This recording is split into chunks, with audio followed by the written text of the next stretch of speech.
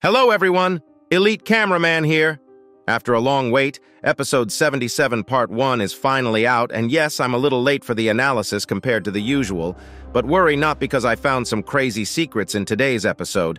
Somehow this episode was around 4 minutes, but it genuinely felt like a 2-minute episode with all the mini stuff happening. And Boom clearly took a more slow-paced approach to this episode for us to take in and understand what happened to the city. We also got to see humans after a while, even though the interaction didn't last long for some horrible reason. But those humans weren't the only humans on site because the secret agent was actually in this episode. I didn't see many people mentioning him, but he definitely was there, and we may have just found a new object that we are supposed to keep an eye on, just like the chair and the plant. Also, if you are not blind, you probably did see the chair appear once again in today's episode, so we'll talk about all this, including the team-up we've been guessing with the G-Squad for a while. This episode seems pretty minor compared to the last couple episodes, but believe me, this is probably just the beginning, and with a double 7 episode, the next parts will definitely be huge. We already know at least one of the Titans will be appearing thanks to Boom, so buckle up and make sure to like this video and subscribe to my channel before I start analyzing the episode and yap about the lore. I mentioned this yesterday on my leaks video, but we were actually losing subs, and thanks to all your support, we actually managed to get 1K subs. I'm a greedy MF, and that ain't enough, bruh. Subscribe to make me not fall off. If it goes like this, my social credit score will keep decreasing, and I'll be kicked from the skibidi government news agency. Anyways, here we go. This episode starts in a very cinematic way, and I think this is supposed to portray us what the Alliance and everyone else has been doing after an Astro passes by the screen.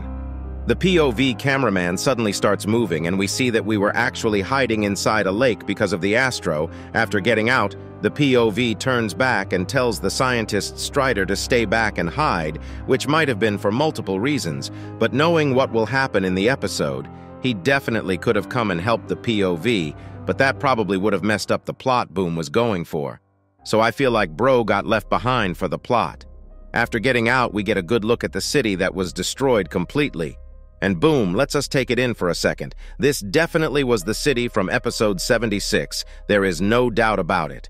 And this is probably the large cameraman that was fighting alongside of Scientist Mech, and they probably started hiding right after they killed the Astro they were against. Not just that, but the beginning shows us that cameraman hardware is completely waterproof, and they can probably stay underwater forever. Maybe later in the series we'll get to see a race that actually has been hiding in the oceans all this time as if they are Atlantis. Also, what's with this tree on the right? It looks so out of place to me. I don't know, I haven't found anything wrong with it, but it just has that sussy baka vibe. Only weird thing is the fact that it's not destroyed even though the building next to it is obliterated. But at the same time, it looks like an object that's stuck to the ground. Even though this might not be a mysterious object, there are 3 objects later in the episode that'll shock you. We happen to see the first object right after the POV cameraman turns to his left, and this is the scene Steak leaked yesterday, and I somehow actually guessed what was happening correctly. I mentioned in my last video that it seems like the POV is zooming in on the chair while a light is flashing at it, and as you have watched the episode, that was what happened. But what does this mean? Did the Alliance always know about the chair? I personally don't think so, because the POV cameraman's reaction made it seem like he was surprised about the chair and confused about what it was.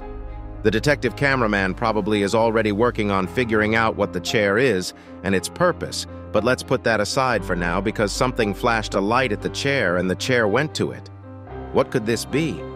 As you guys know, only characters we've seen with light have been the TV man, and the large TV man does have a white light that has a similar range, but the problem is that white beam is a lot brighter.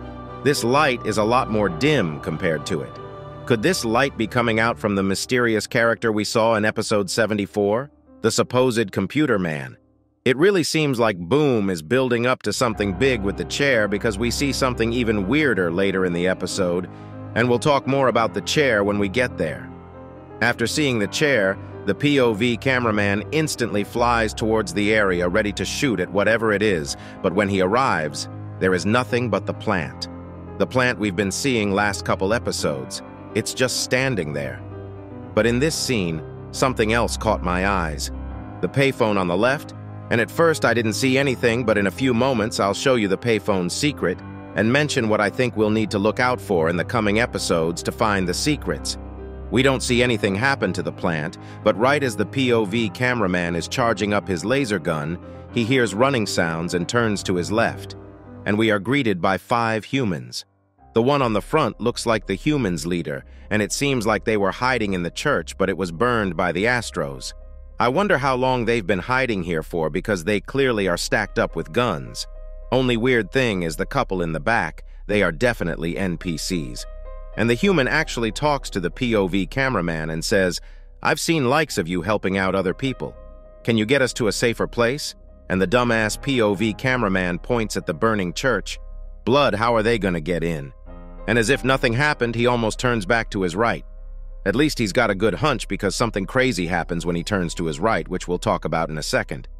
But before he can charge up his gun and turn to his right, the human interrupts him once again and says, "No, can't you see the church is on fire?" Right before they get interrupted by the ops. I don't know why, but this genuinely felt like it was out of a game. It felt supernatural, so props to Boom for blending it in this perfectly. But before I go and talk about the crazy details you might have missed, watch the clip of the human talking without any interruptions. Don't shoot, we're not enemy. I've seen likes of you helping out other people. Can you get us to a safer place? No, can't you see? The church is on fire. This also means that the humans have seen other Alliance members before, but it may have been these guys' first time meeting the Alliance. I wonder if there are actually humans who survived and can actually help the fight. I think Boom might at least put one elite human character that'll be like Plunger Cameraman or TV Daddy. But on the topic of characters, who was that next to the payphone? Right as the POV cameraman was about to turn right, we actually get a glimpse of someone standing next to the payphone. If you look closely, this dude clearly has a suit, and it is most likely the secret agent. But what is he doing there? And what's with the payphone? You may not believe me, but a couple seconds after this clip, the payphone and the secret agent will both disappear. But before I show you that, let's talk about the possibilities. First of all, what's the relation with the chair here? What exactly are these random objects? It looks like the clean-looking objects are mostly some sort of imposter objects. That's why the tree in the beginning of the episode caught me off guard. Maybe that was something similar as well, because it was too clean. So I would keep an eye out for objects that doesn't seem to be damaged at all in an environment that's hella damaged. When I first saw the payphone, I remembered the Matrix movies, like how they used the payphones to go back to the real world, but I doubt that's the case here, since it wouldn't really fit the story. But it's possible that the secret agent and the payphone teleported somewhere together. I wonder what these objects have been doing, and if we saw them before the chair. Maybe Boom has been hiding these for a while and we just had no idea. There definitely is going to be a big payoff with these though, because Boom really has been showing them literally every single episode non-stop. With them being confirmed as working for the secret agent at this point, both with the green energy and us seeing them together, it'll be interesting to see their true nature when it's revealed. Right after the secret agent clip is when this episode truly starts. Right when the human stops talking, an Astro toilet instantly starts attacking, and I don't know if you noticed it, but it doesn't aim for the cameraman at first. The first bullets go to the humans, and I think this was intentional. We see the POV cameraman open up his plasma shield as fast as he can and start blasting the Astro with his laser gun, but as he'll see in a moment, it was already too late. Another Astro shows up as he kills the first one, and he is able to open his shield one more time at the right moment to block the ramming attack of the Astro and explodes it with his laser gun. And this blood turns back to call forth the humans, but they are nothing but corpses at this moment. Bro realizes this and looks back for a moment in silence, but before we continue with what happened, I just want to mention something we saw a few seconds ago. When he was looking at his left, we could see a green car and the plate number is actually visible. This may be nothing, but the fact that it's readable might mean it has a meaning. On this plate it says C04125M. I legit have no idea what this could mean, if it means anything, so I'm just saying it so that if it makes sense to anyone, they can figure it out and let us know. Anyways, this episode actually reveals quite a lot about the Astros because we actually see them use two new abilities we have not seen before. As the POV cameraman is looking at the corpses, an Astro shows up, but Blood suddenly turns invisible. It might not be obvious at first since it looks like he goes inside the smoke, but he definitely turned invisible just like how the secret agent can. That's why the POV cameraman looked confused about where the enemy is, and he suddenly shows up from his left. But this large cameraman definitely has some crazy reflexes. He blocks the first couple attacks, but right when he is charging his laser gun, he gets rammed and was almost killed by the Astro. But as you guys know, the plot armor runs deep in the Skibidi series, and the POV cameraman gets saved by the G-Squad members, and oh boy, these G-Squad members have gotten some crazy upgrades. They legit look so dope, and the way Buff Mutant killed the Astro is insane. Bro squashed his face with his bare hands while looking directly to our fricking soul.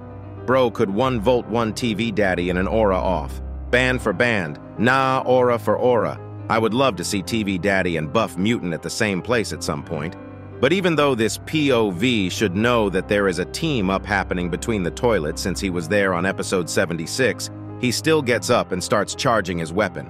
Like, bro, let's say you shot that laser. What is your plan against this trio? You are cooked, buddy. This guy might have been on the Zaza while all this was going on. Bro's brain might be fried, but that's not important because we hear something crazy right at this exact moment. The SWAT mutant actually starts speaking and says, "Why Bro is aiming at me? Is he stupid?" And yeah, I think Blood has a couple screws loose, but let's continue. The Buzzsaw mutant continues with, "We saved your life," and the Chad mutant starts walking towards the POV while shaking the ground with each step says, "Relax, we ain't here to hurt nobody. Time for us to become friends, officially." And the POV just flips him off as if he didn't just get saved, and as if everyone else is not teaming up. But the Buff Mutant just laughs and says, "We are not asking," while pulling out his glasses. His facial expressions were crazy, though. This guy is definitely my favorite mutant at this point. But before we continue, here you go, watch the interaction yourself.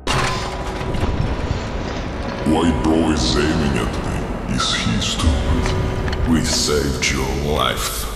Relax. We ain't here to hurt nobody. Time for us to become friends. Officially.